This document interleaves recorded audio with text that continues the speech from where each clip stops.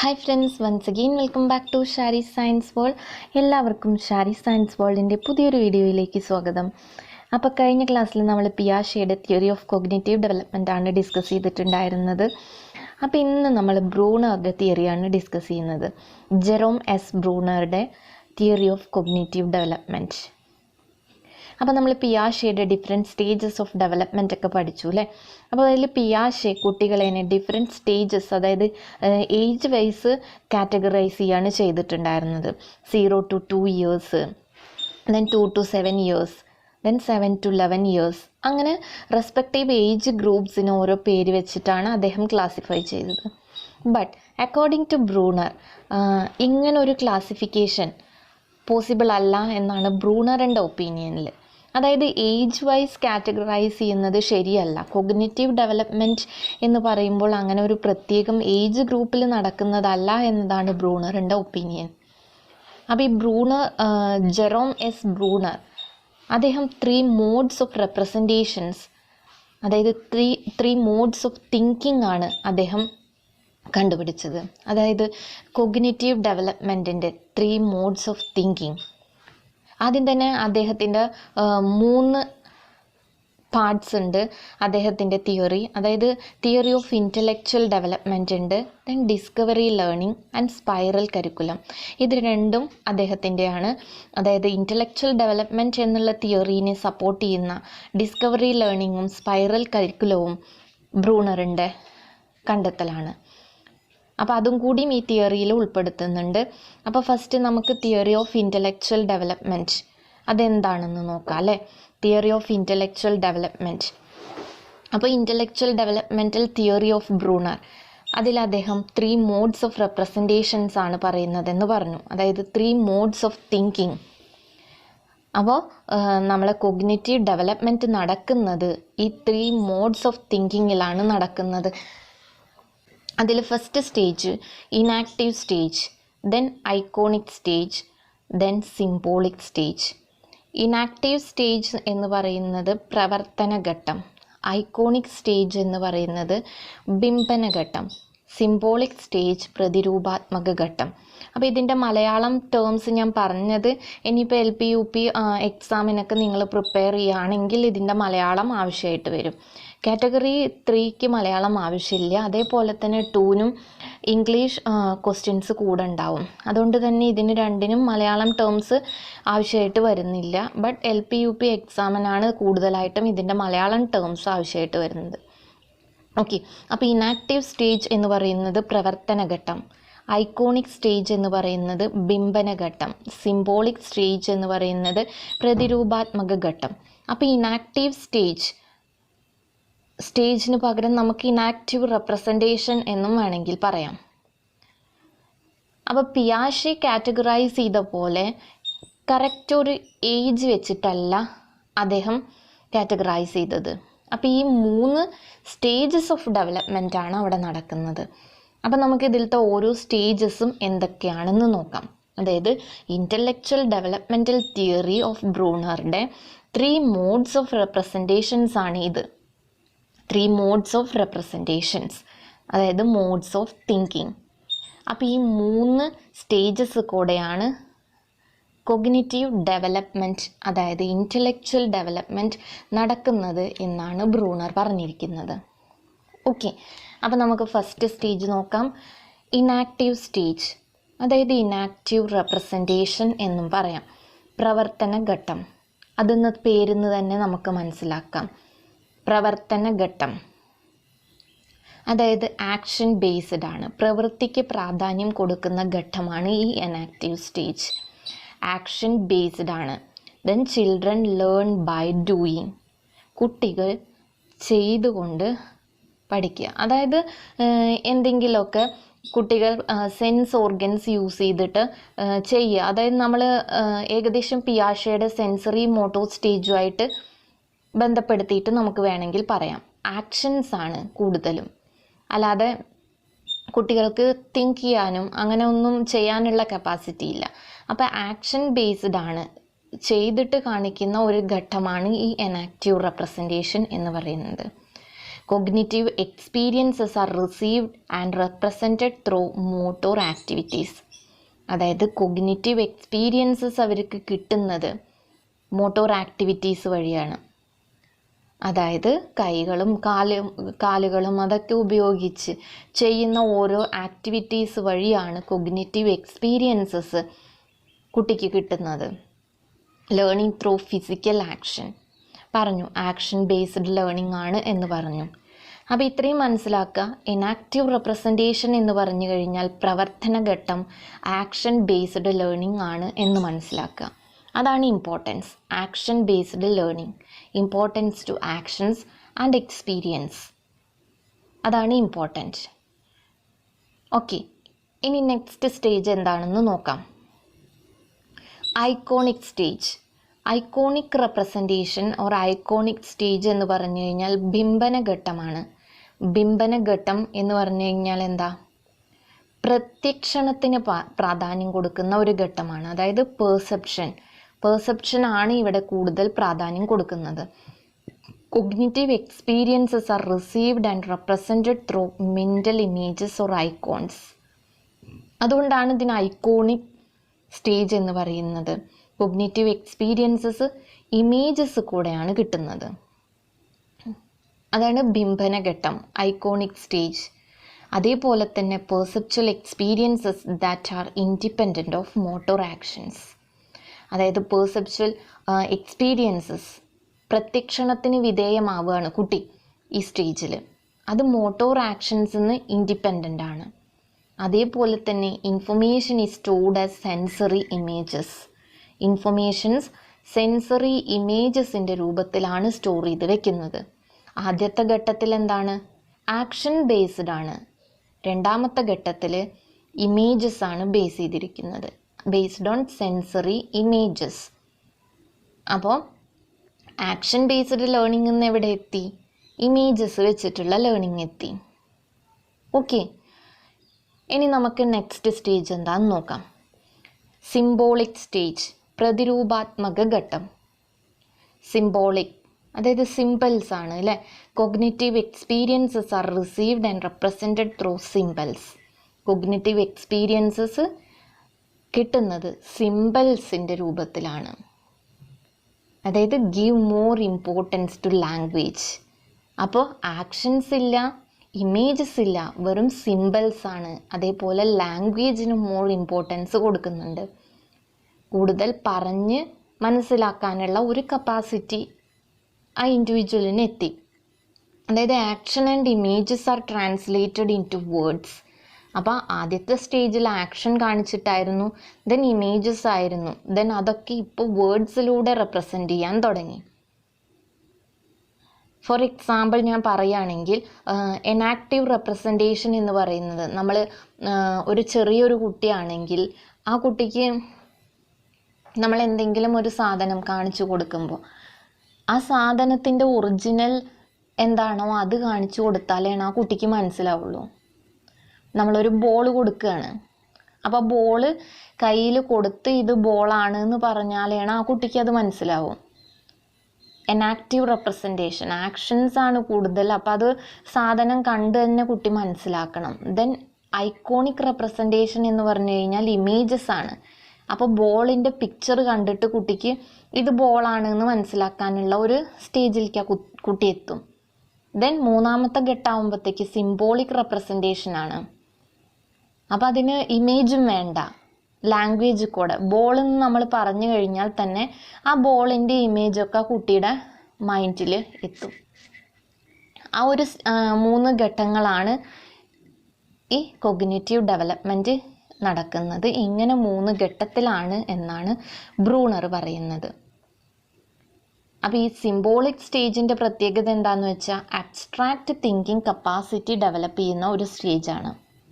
അപ്പം നമ്മൾ ആദ്യത്തെ സ്റ്റേജിലാണെങ്കിൽ തിങ്കിങ് ഒന്നുമില്ല, ജസ്റ്റ് ആക്ഷൻസ് ആണ്. ദെൻ രണ്ടാമത്തേലാണെങ്കിൽ ഇമേജസ് ഉണ്ട്, ഇമേജസും ഡയഗ്രാംസ് ഒക്കെ കണ്ടാൽ മനസ്സിലാക്കാനുള്ള ഒരു മെച്യൂരിറ്റി എത്തി. ദെൻ മൂന്നാമത്തെ സ്റ്റേജിലാണെങ്കിൽ ഇമേജസ് ഇല്ല, ആക്ഷൻസ് ഇല്ല, വെറും ലാംഗ്വേജ് വെച്ച് മനസ്സിലാക്കാനുള്ള ഒരു കപ്പാസിറ്റി, സിമ്പിൾസും ലാംഗ്വേജസും മനസ്സിലാക്കാനുള്ള ഒരു കപ്പാസിറ്റി, ആ ഒരു സ്റ്റേജിലെത്തി കുട്ടി. അപ്പോൾ എന്താണ് അവിടെ? അബ്സ്ട്രാക്റ്റ് തിങ്കിങ് അവിടെ ഡെവലപ്പ് ചെയ്യും. ഒരു അബ്സ്ട്രാക്റ്റ് തിങ്കിങ് കപ്പാസിറ്റി കുട്ടിയിൽ ഡെവലപ്പ് ചെയ്യുന്ന ഒരു സ്റ്റേജാണ് ഈ സിംബോളിക് സ്റ്റേജ് എന്ന് പറയുന്നത്. അതായത് നമ്മൾ ഇക്വേഷൻസ് അതൊക്കെ പഠിക്കുന്നത് ഈ ഒരു സ്റ്റേജിലാണ്. അപ്പോൾ ആദ്യമൊക്കെ നമ്മൾ പഠിച്ച ലാംഗ്വേജസ്, അതായത് ഓരോരോ എക്സ്പെരിമെൻറ്റ്സ് ഒക്കെ ചെയ്തിട്ടുണ്ടെങ്കിൽ ആ എക്സ്പെരിമെൻറ്റിൻ്റെയൊക്കെ ഇക്വേഷൻസ് ഒക്കെ ഡിറൈവ് ചെയ്യാൻ തുടങ്ങുന്നത് ഈ ഒരു സിംബോളിക് സ്റ്റേജിലാണ്. അപ്പോൾ ഇതാണ് ബ്രൂണറുടെ തിയറി ഓഫ് ഇൻ്റലക്ച്വൽ ഡെവലപ്മെൻറ്റിൻ്റെ 3 സ്റ്റേജസ്, 3 ഘട്ടങ്ങൾ: enactive representation, iconic representation and symbolic representation. എല്ലാവർക്കും മനസ്സിലായി എന്ന് വിചാരിക്കുന്നു. ഇനി നമ്മുടെ ബ്രൂണറുടെ തന്നെ വേറൊരു ഇതാണ് ഡിസ്കവറി ലേണിംഗ് എന്ന് പറയുന്നത്. കണ്ടെത്തൽ പഠനം, ഡിസ്കവറി ലേണിംഗ്.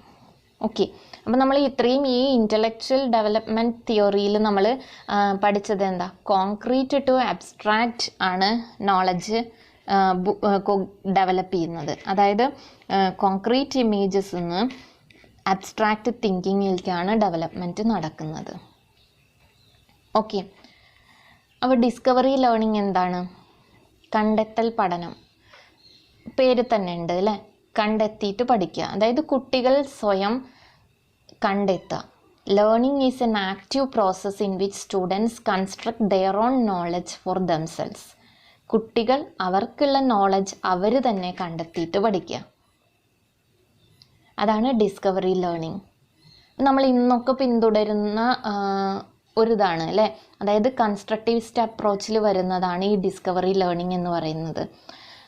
ഇപ്പോഴത്തെ എഡ്യൂക്കേഷൻ സിസ്റ്റം ഇത് ബേസ് ചെയ്തിട്ടാണ്. അതായത് കുട്ടികൾ സ്വയം കണ്ടെത്തിയിട്ട് പഠിക്കുകയാണ്, അല്ലാതെ ടീച്ചർ നോട്ട്സ് കൊടുക്കുക, അത് ബൈ ഹാർട്ട് ചെയ്യുക, ആ ഒരു പ്രോസസ്സല്ല. കൺസ്ട്രക്റ്റിവിസ്റ്റ് അപ്രോച്ചിൽ വരുന്നതാണ് ഈ ഡിസ്കവറി ലേണിംഗ് എന്ന് പറയുന്നത്. Based upon current or past knowledge.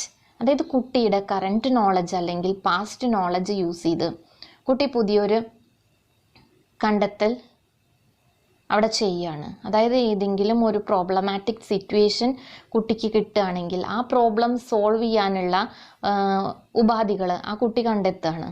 അപ്പോൾ ഇവിടെ ടീച്ചറുടെ റോൾ എന്താ? ടീച്ചർ ഒരിക്കലും കണ്ടെത്തി കൊടുക്കരുത് കുട്ടിക്ക്.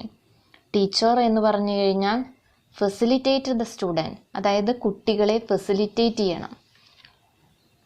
ദെൻ സ്കഫോൾഡർ ആയിരിക്കണം, അതായത് ഒരു സപ്പോർട്ട് കൊടുക്കണം കുട്ടിക്ക്.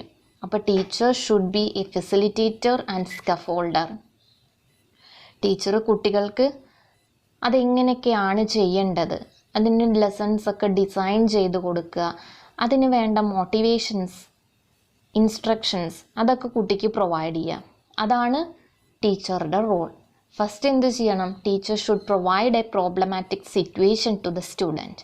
കുട്ടിക്ക് ഒരു പ്രോബ്ലമാറ്റിക് സിറ്റുവേഷൻ ഇട്ട് കൊടുക്കണം, എന്നാൽ മാത്രമാണ് കുട്ടി അത് കണ്ടെത്തുള്ളൂ. ഫോർ എക്സാമ്പിൾ, ഒരു കുട്ടി വെറുതെ ഇരുന്ന് കഴിഞ്ഞാൽ ഒന്നും കണ്ടെത്തില്ല. എനിക്കിന്നത് കണ്ടെത്തണം എന്ന് പറഞ്ഞിട്ട് ഒരു കുട്ടിയും പോയി കണ്ടെത്തില്ല. ടീച്ചർ അതിനുള്ള ഓപ്പർച്യൂണിറ്റി പ്രൊവൈഡ് ചെയ്യണം.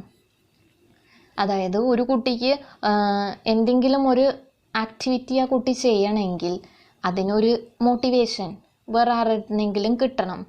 ഫോർ എക്സാമ്പിൾ, ഒരു കുട്ടിയുടെ ബോൾ എടുത്തിട്ട് നമ്മൾ എങ്ങോട്ടെങ്കിലും കുറച്ച് എടുക്കാൻ ബുദ്ധിമുട്ടുള്ള ഒരു സ്പേസിലേക്ക് കളഞ്ഞു. അപ്പോൾ ആ കുട്ടി എങ്ങനെയെങ്കിലും അത് എടുക്കാനുള്ള വഴികൾ ആലോചിച്ച് കണ്ടെത്തും. അതായത് എങ്ങനെയെങ്കിലും ആ ബോൾ കിട്ടണം എന്നുള്ള ഒരു മൈൻഡായിരിക്കും അപ്പോൾ കുട്ടിക്ക്. അപ്പോൾ എങ്ങനെയെങ്കിലും ആ കുട്ടി അതിനുള്ള സൊല്യൂഷൻ കണ്ടെത്തും. അപ്പോൾ ആ പ്രോബ്ലമാറ്റിക് സിറ്റുവേഷൻ എങ്ങനെ തരണം ചെയ്യാം എന്ന് ആ കുട്ടി കണ്ടെത്തും. അതാണ് ഡിസ്കവറി ലേണിംഗ്. അപ്പോൾ teacher should introduce a problematic situation to the student. Then students try to solve the problem. അപ്പോൾ എന്താ ചെയ്യുക? കുട്ടി ആ പ്രോബ്ലംസ് സോൾവ് ചെയ്യാൻ ശ്രമിക്കും. അപ്പോൾ എന്ത് ചെയ്യണം? Teacher must provide appropriate instructions. Teacher instructions provide ചെയ്യണം, മോട്ടിവേറ്റ് ചെയ്യണം. അതേപോലെ തന്നെ എന്തെങ്കിലും ഡ്രോബാക്സ് ഉണ്ടെങ്കിൽ ഫീഡ്ബാക്കായിട്ട് കുട്ടികൾക്ക് കൊടുക്കുകയും വേണം. അതാണ് ടീച്ചറുടെ റോൾ എന്ന് പറയുന്നത്. According to Bruner, children are most likely to remember things when they discover it. അപ്പോൾ അവർ സ്വയം കണ്ടെത്തുമ്പോഴാണ് അവരത് കൂടുതൽ ഓർമ്മിച്ച് വെക്കുന്നത് എന്നതാണ് ബ്രൂണറുടെ ഒരു ഒപ്പീനിയൻ. ഓക്കെ, ഇതാണ് ബ്രൂണറുടെ ഡിസ്കവറി ലേണിംഗ് എന്നതുകൊണ്ട് ഉദ്ദേശിക്കുന്നത്. ക്ലിയർ ആയെന്ന് വിചാരിക്കുന്നു. ഇനി നമ്മുടെ ബ്രൂണറുടെ തന്നെയാണ് സ്പൈറൽ കരിക്കുലം എന്ന് പറയുന്നത്. കോമൺ ആയിട്ട് നമ്മൾ കേൾക്കുന്നതാണ്, കേട്ടിട്ടിനൊക്കെ ക്വസ്റ്റ്യൻസ് ചോദിക്കുന്ന പാട്ടാണ് സ്പൈറൽ കരിക്കുലം. അപ്പോൾ ഈ ഡിസ്കവറി ലേണിംഗ് അതേപോലെ തന്നെ teaching through an intellectually honest form is possible through the concept of spiral curriculum. ഇപ്പം നമ്മൾ ഇൻ്റലക്ച്വൽ ഡെവലപ്മെൻറ്റ് പറഞ്ഞു, ഡിസ്കവറി ലേണിംഗ് പറഞ്ഞു. അപ്പം അതൊക്കെ പോസിബിൾ ആവുന്നത് ഒരു സ്പൈറൽ കരിക്കുലം ഉണ്ടെങ്കിൽ മാത്രമേ അത് പോസിബിൾ ആവുള്ളൂ എന്നാണ് ബ്രൂണർ പറയുന്നത്. അപ്പോൾ എന്താണ് ഈ സ്പൈറൽ കരിക്കുലം? സ്പൈറൽ നമ്മളിതിൻ്റെ ഇമേജൊക്കെ കണ്ടിട്ടുണ്ടാവും, ബി എഡിന് പഠിക്കുമ്പോൾ ടെക്സ്റ്റ് ബുക്കിൽ കണ്ടിട്ടുണ്ടാവും. ഒരു സ്പ്രിങ്ങിൻ്റെ ഷേപ്പിൽ ഇങ്ങനെ വരഞ്ഞിട്ട് കണ്ടിട്ടുണ്ടാവും. സ്പൈറലായിട്ടുള്ള ഒരു കരിക്കുലം. ഒന്നുമില്ല, സ്പൈറൽ കരിക്കുലം എന്ന് പറഞ്ഞു കഴിഞ്ഞാൽ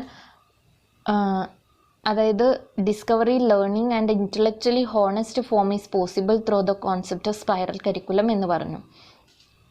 അതായത് ജസ്റ്റ് നമ്മൾ ഒരു ക്ലാസ്സിൽ പഠിക്കുക, അതായത് ഒരു ടോപ്പിക്ക് നമ്മൾ ഒരു ക്ലാസ്സിൽ ഇൻട്രൊഡ്യൂസ് ചെയ്യാമെന്ന് വിചാരിക്കാം.